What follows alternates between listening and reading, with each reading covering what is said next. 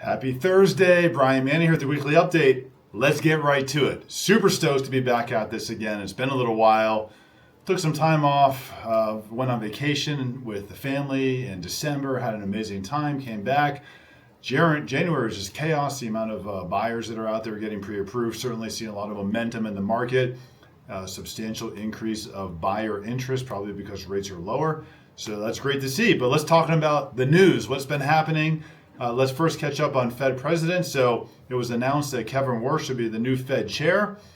I wouldn't say I'm upset about this. I think he could be a good Fed chair. Seems like he's very forward thinking for the comments that he has made. So we'll have to pay attention to those and see how it is going forward. But it seems like he's paying attention to inflation. What's inflation going to look like going forward? What's happening with the labor market? Whereas the current Fed is very much always looking in reverse. We've talked about this for a long time. It's almost like driving a car looking in the rearview mirror. So I would say cautiously optimistic, high hopes on Kevin Warsh. We'll have to wait and see what happens. Monday this week, quiet news day. Not a lot to talk about there. Tuesday this week, quiet news day as well. And then Wednesday. So we had semi-partial government shutdown. So all eyes were on the employment report this week for Wednesday. That's the ADP report.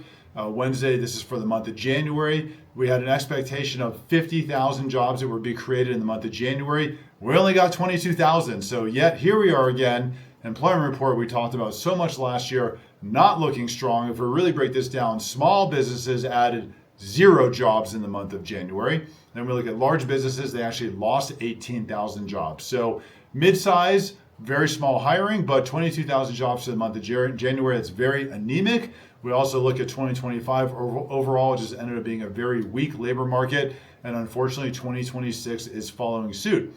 Then today we get some feedback from the BLS because of this partial semi-government shutdown, whatever you want to call it. We should have gotten a BLS report that would come out tomorrow, but that's going to get pushed to next week. So we'll have to revisit that next week. But if we look at more information that came out today on employment, we look at the jobs report. So this is job openings and labor turnover. So this is for the month of December. There was an expectation that there was 7 million job openings in the month of December. This report shows that there was only 6.5 million. So it's a pretty big miss. 500,000 missed in the openings that we had for an expectation. And then we go back to the prior month and it was actually revised 300,000 jobs lower.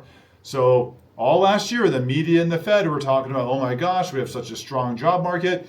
I don't know where it is. I just see weakness every time we look at these job numbers, unfortunately. And I couldn't say that I see a tremendously strong U.S. economy out there just based off of the jobs data. We'll have to wait and see what happens. I'm around all weekend. I'm available 7 days a week, 8 a.m. to 8 p.m. If you have any questions, give me a call. If you want to learn how we're closing purchase transactions in 10 days, that's right, 10 days start to finish, give me a call. Happy Thursday. So good to be back. Hope you have a great day.